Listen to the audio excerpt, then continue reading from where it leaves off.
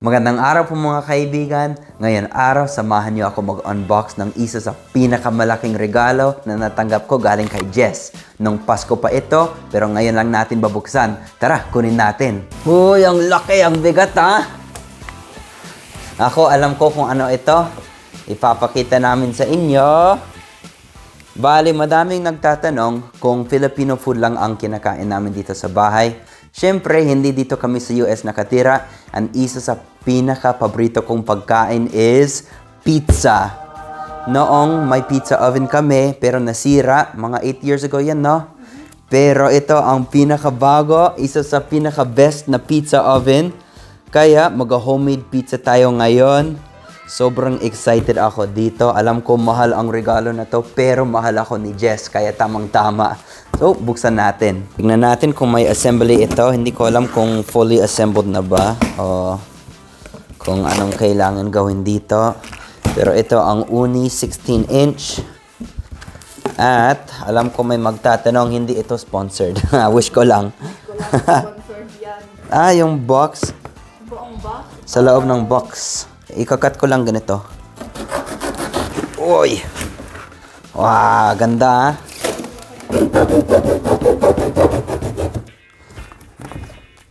Oh. Ayan ito yung pizza stone. Dito natin lulutuin yung pizza. Bali ito. Kaya maganda ang ganitong pizza oven dahil sobrang mainit. Aabot daw ito ng 1,000 degrees Fahrenheit. Kaya sobrang mabilis lang maluto yung pizza. Okay, ready? Not bad. Ayan Oh, may Gaganyan mo. Igaganyan mo lang. May paan Babasahin ko lang itong manual. Ilalagay ko yung stone. Tapos, dadalhin natin sa labas. At syempre, hindi natin i-try. Kaya mamaya, kakain tayo ng pizza. At ito ang pangluto natin. Kaya, i-assemble ko muna. Ready na ang pizza oven. Ipapatong ko lang dito. Dito tayo maglaluto sa labas. Bili lang ko. Sana kasha. Ayan, kasha. Bili lang. Ganyan. As long as maayos. Yan Tapos, ito ang tangke natin. Propane. Ayan, isasiksik ko. Para hindi malaglag yung tangke. Ayan, ganyan. Tapos, i-connect lang natin itong tangke. Napakasimple pala yung setup, no? Akala ko, i-assemble ko pa. na-build na rin. Yan, tapos buksan natin to. Ang ganda naman na ilalim. At ito na ang pizza stone.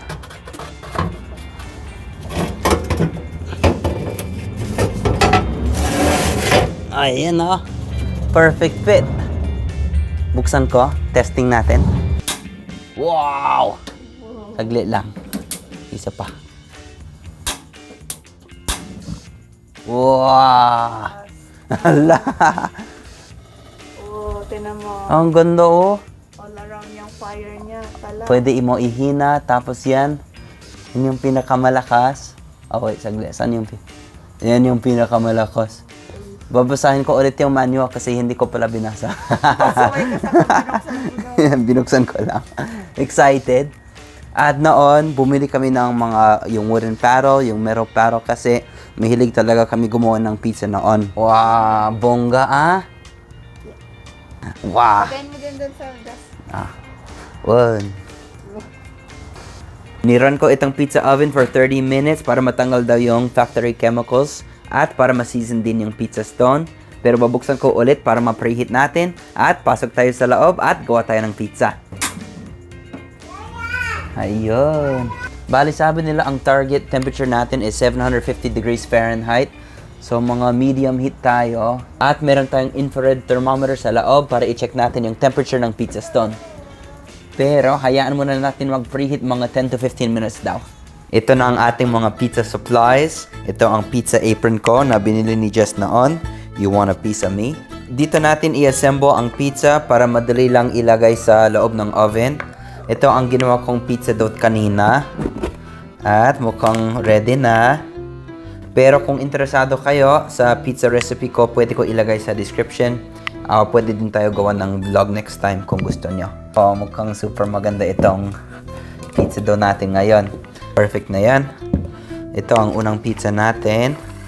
Ang kailangan natin gawin, ilalagay natin dito sa floured surface. Ayan Wow, ang lambot ng dough ko. Tignan natin kung kaya ko ba. Hindi ako marunong. Kahit hindi circle, ito ang artisan pizza. Ito ang tawag dito. Kaya, Okay, first one. kaya ko to. Noon, marunong ako. Ngayon, hindi na masyado. Wala. Wala pa rin. Ilalagay natin ito ang cornmeal. Hindi naman super kailangan ito, pero para hindi magdikit dito at para madali lang i-slide sa pizza oven, ilalagay natin yung cornmeal dyan. Tapos yung pizza, ganyan. At ito ang gagamitin nating sauce. Simpleng pizza sauce lang. Ilalagay natin yung sauce. Oh, excited talaga ako dito. Masarap itong pizza na to. Tapos yung cheese, itong mozzarella cheese. Mahilig ako sa cheese. Kaya damihin natin. Pure cheese lang yung gagawin. Cheese with na may pepperoni siguro. Simpleng pizza lang muna. Ito ang test pizza. Baka masunog, baka hindi malaluto ng maayos. Tignan natin. Ito ang pinakaunang pizza sa pizza oven natin. Kaya, and ito ang pepperoni. Ayos Ayan Ready na. Check natin muna yung temperature. Bago natin ilalagay ang pizza dito sa oven, kailangan muna natin i-check yung temperature. Meron tayong infrared thermometer. At i-check lang natin yung init ng pizza stone. Ayan Yung high, itong pinaka-max is 750. So, Ibig sabihin, more than 750. oo. Diyan sa likod. High. Sobrang mainit. Ibig sabihin, malapit na. Siguro mga 5 minutes pa, ilalagay natin yung pizza. Tignan natin kung gaanong kabilis maluto. Ready na ang pizza oven natin. Ito na ang pizza. Bali, ganito mo lang ilalagay sa loob ng oven. Diyan medyo malapit sa likod. Tapos, kailangan mo lang daw i-rotate every 20 to 30 seconds para hindi masunog yung sa likod. Grabe, nagsisizaw na. Oo, diba? Ang init, Ala. Ayaw ko lang yung sabi. Baka Oo. maluluto na agad dun sa Ito ang meropio. Ganito perfect for init para hindi masunog yung pizza. Kaya, hindi ako expert pero i-rotate lang natin yung pizza. Ang galing. Nasunog yung isang pepperoni.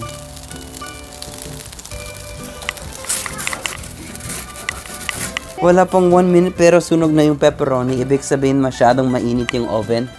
Kaya, ihina ko konti. Kasi, tignan mo, ang bilis maluto, Pero, kakainin ko pa rin ito kahit sunog yung pepperoni. Siguro, ilaluto ko sa side na to para hindi mailapit na lang. ganyan kainit, no? Wow! Woo! Okay, first try. Let's Ang go. bango Okay, tikman natin. Ito ang pangkat natin. Sana luto sa gitna. Bilis na. Wala pang 90 Diba? seconds. Alam ko mainit ito. Kahit na, titikman ko pa rin.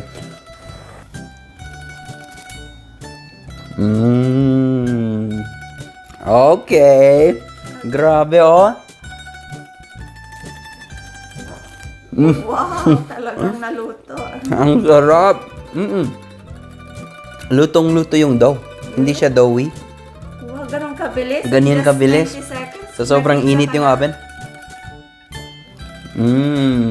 Wow. Okay, gawa na. Okay. Gawa na din ako ng margarita. Oo, sige. Ano margarita ba yan? Prosciutto? Prosciutto arugula, yung sayo.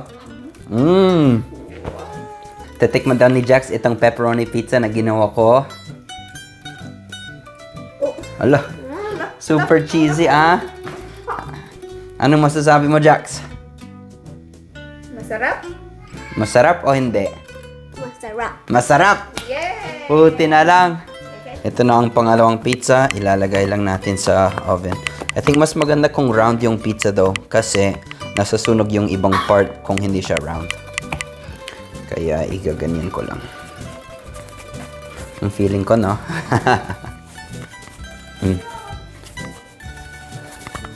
Manonood ako sa YouTube kung paanong mag-hand toss pizza. Ganyan, oh. Wow, ah. Kala nyo. Ito na ang pangalawang pizza natin.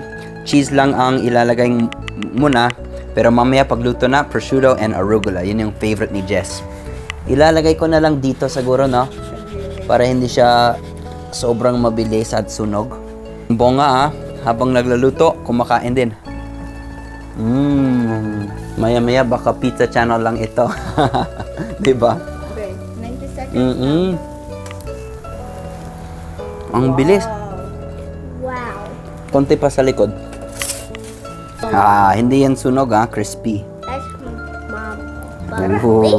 Sarap. Ang bilis. Bali, ganito ang favorite pizza ni Jess. Ito, naging paborito niya sa cruise namin, yung unang cruise, Carnival Cruise. Ganito ang pizza nila, arugula and prosciutto. So, wow. Excited ka siguro dito, no? Hala. Anong masasabi mo? Wow, ang garap ng dough. Buti na lang, ha?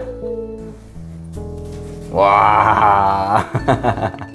The best, ha? Hey, which one is better, Daddy's homemade or the one on the Carnival cruise? That is homemade. Buti na lang, ha? Binabola niyo ako, siguro. Tikman ko din. That's really good, promise. Wow! Super success itong pizza na ginawa namin at sobrang nagpapasalamat ako kay Jess sa binigay niyang super maayos na regalo. Salamat, ha? The best ka, ha? Sana nag-enjoy kayo sa pizza vlog na to at meron pa pag-invite namin ang pamilya namin dito para matry din nila itong pizza. Maraming salamat po sa panonood at sa susunod po ulit. Ingat po kayo!